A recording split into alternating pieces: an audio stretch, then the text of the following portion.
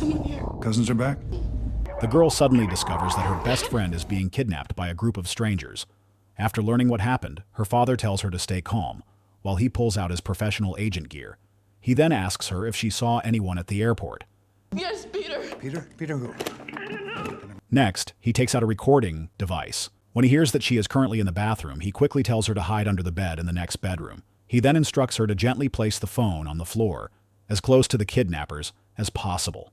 If she gets caught, she must scream out everything she sees: hair color, eye color, height, and any scars. The girl is terrified. At that moment, the bodyguards walk into the bedroom. Her father hears the footsteps through the phone and reminds his daughter once again to observe everything carefully. Even though the room is turned upside down, they don't find anything. After discussing it, the group prepares to leave. The girl thinks she might have just avoided danger, but in the very next second, her father hears her being taken. The sound cuts through him like a knife. Now, the phone is in the kidnapper's hands. He snatches it up, trying to warn them. And I will kill you. Good luck. But these people pick the wrong target. Of all the people they could cross, they choose Bryan's daughter. What they don't know is, they're about to pay a terrible price. Bryan is a former top-level special agent and only retired last month. But because of the nature of his job, he's rarely home. Eventually, his wife leaves him, takes their daughter, and marries a local rich man. Still, Bryan always cares deeply about his daughter. He even gets her a special birthday gift, hoping to feel closer to her. She smiles, but compared to what her rich stepdad gives her, it doesn't mean much. Seeing his ex-wife and her new family laughing together, Bryan feels all kinds of things. Back home, he looks through his daughter's photos. All those warm memories keep playing in his head. For a moment, it feels like he's still the dad she used to run to. The next day, the daughter suddenly invites her dad to dinner. Turns out, she's planning a trip to Paris with a friend. But there's a catch. Since she's underage, she needs her real dad's signature. That's the real reason behind the invite. Bryan, who's seen too much darkness in the world, gets nervous. He refuses to let her travel abroad alone. But the daughter, already disappointed, storms off from the table. After some inner turmoil, Bryan visits his ex-wife's house and eventually agrees to let his daughter go abroad for the vacation. However, he insists on one condition. Once she lands, she must immediately share her address and phone number with him. He then gives her an international roaming phone. The daughter, ecstatic, smiles widely, and Bryan shares in her joy. With his repeated reminders, the daughter and her friend board the plane to Paris. Excited, the two girls step off the plane. It's clear, this is their first big adventure abroad. Amanda snaps photos of Kim, and as they switch places to take pictures, they encounter a handsome man who strikes up a conversation with them. He offers to take their picture, and, with his charm, they quickly get to know each other. To save money, they decide to share a ride. During the trip, Peter learns from Amanda that they'll be staying in her cousin's apartment, as her cousin's family is vacationing in Madrid for the summer, leaving the apartment to the two girls. Amanda takes an immediate liking to Peter and deliberately tries to give him a chance. However, what they don't know is that disaster is about to strike. Peter quickly calls his boss to inform him that two girls, around 18 years old, have arrived. Once they reach their destination, Amanda lets loose, indulging in rock music and the reckless freedom of being 18. Just then, Bryan calls. The music is so loud that she has to step into the bathroom to take the call, leading to the earlier scene. Tragically, the daughter is then abducted by human traffickers. Fortunately, Bryan has recorded their conversation and immediately sends the recording to his agent friend, Sam, for analysis. Bryan rushes to his ex-wife's house. He confirms her new husband doesn't have any enemies abroad. Then, without hesitation, Bryan demands a plane. He's heading to Paris, alone. He's going to bring his daughter back himself. Just then, Sam calls back. He's got intel. The kidnappers were speaking Albanian. From the accent, Sam pinpoints their origin, a small town called Jopoja. The person Bryan was speaking to on the phone was likely their leader, Marco, who had moved to Paris 6 months ago. The tattoo on the guy's arm is a gang symbol. This group specializes in trafficking girls.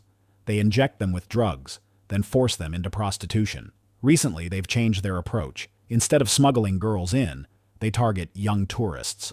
It's cheaper, no transport, no risk. Once a girl is taken, there's only a 96-hour window. If she isn't found in time, she disappears forever. No.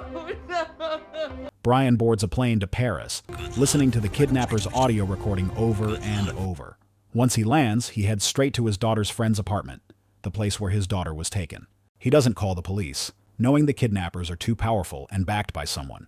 Using his rock climbing skills, Bryan breaks into the room by smashing a window. The mess inside tells him this is where Amanda was abducted. He checks the room across the hall, the one where his daughter talked to him on the phone. Under the bed, he finds the spot where she hid. Playing the recording again, he pieces the scene together in his mind. On the floor, he spots his daughter's broken phone.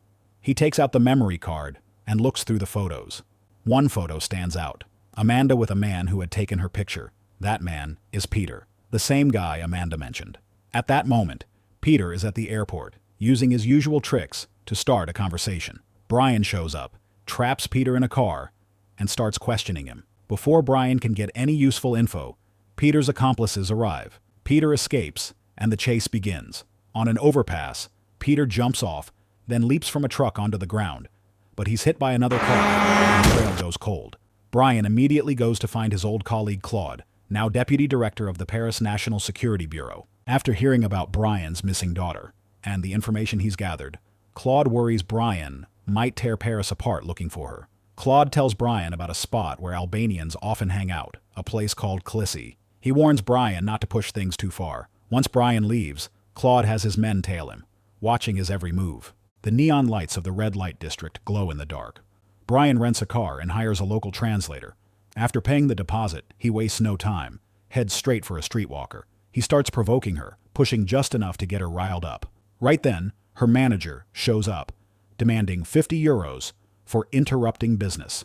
Unbeknownst to him, Bryan has already planted a bug on his body. He hands over the cash and heads back to the car. The translator starts interpreting the gang's conversation inside the car. They're talking about stomach pain from bad sausages, then rambling about football. But suddenly a call comes in. There's a problem at the construction site. Something's wrong with the goods. This clue is enough. He follows their car straight to the site. What he sees there is horrifying. Behind every curtain, there's a young girl, arms full of needle marks, completely drugged out.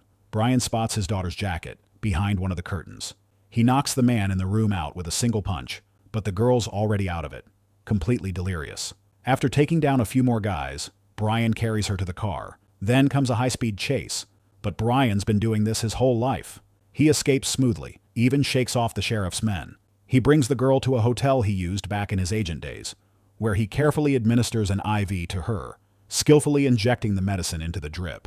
He is desperate to save his daughter and knows every girl has her own family. When the girl wakes up, she remembers something, vaguely remembering a large red door on Heaven Street. Bryan follows the girl's memory and arrives at the location. Once inside the yard, he knows he has found the right place. Posing as a police officer, he demands to see their boss. After the underling reports it, Bryan successfully makes his way upstairs. With the sharp instincts of an agent, he takes note of everyone in the building. He then looks at the description of the tattoo his daughter mentioned over the phone, the star and moon design on the man's right hand.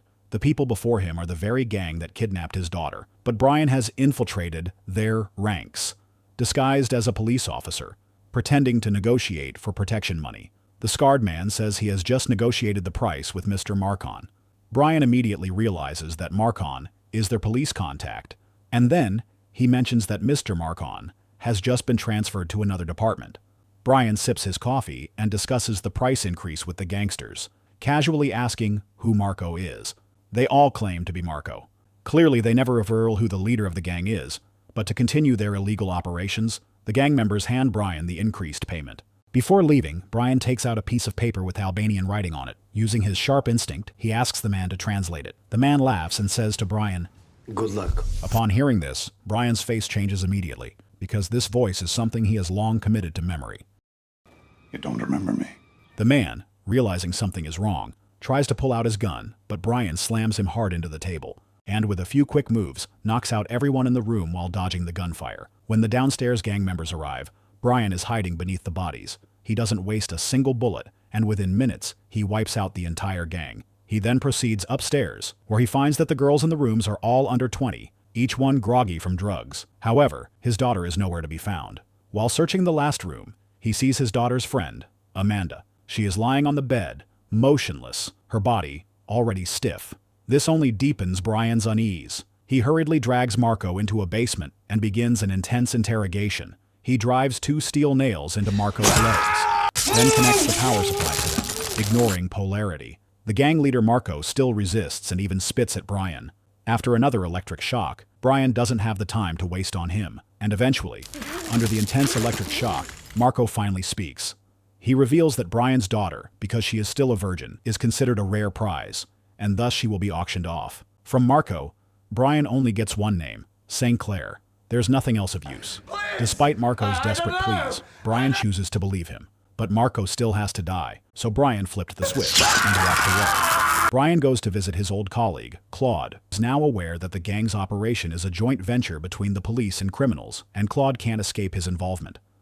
Bryan doesn't have time for small talk with Claude, so he shoots and injures Claude's wife. He demands to know immediately who St. Clair is. After accessing Claude's internal system, Bryan learns about St. Clair, and then knocks out his former colleague, and leaves. Bryan follows the information he finds about St. Clair's workplace and arrives at an auction house. Posing as a police officer, he sneaks into the hall, which seems normal at first, but secretly hosts an illicit human auction. Bryan knocks out St. Clair's men, sneaks into the lower level, and deals with a servant, taking the servant's identity to blend into the scene.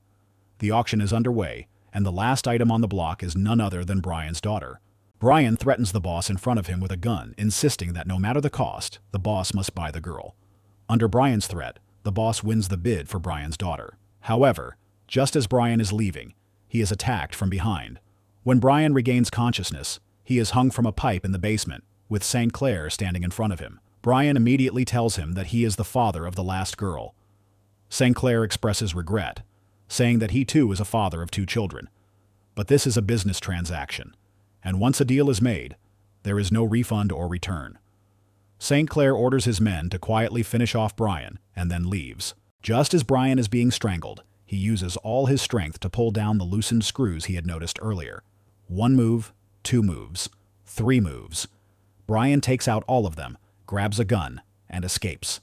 St. Clair still wants to talk to him, but Bryan, desperate to save his daughter, has already lost all patience. After St. Clair is shot in all 4 limbs, he reveals the location of the buyer, a ship near the dock. Bryan then shoots empty cartridges at St. Clair before walking away. Bryan spots the ship and immediately hijacks a car, starting a high-speed pursuit in reverse. After catching up with the ship, Bryan leaps off the bridge and begins a brutal killing spree, gunning down anyone in his way, from the yacht's exterior to its interior. His weapons are all seized from his enemies, and every kill is clean and decisive, with no hesitation. Eventually, he eliminates everyone except the boss. At last, Bryan sees his daughter. She is being held hostage by the boss with a knife at her throat. Without any words wasted, Bryan declares, "If you touch my daughter, everyone must die." His daughter looks at him, and in that moment, she runs into her father's arms, crying uncontrollably. She has never known what her father did for a living, only that he was always too busy to spend time with her. Now, she finally understands. After 96 hours of a hurricane-like rescue, Bryan successfully brings his daughter back home. The following day, Bryan and his daughter ring the doorbell of a famous female singer's house. For a 17-year-old girl, her idol is standing right in front of her. Camille is overwhelmed with excitement as her idol will now be her mentor.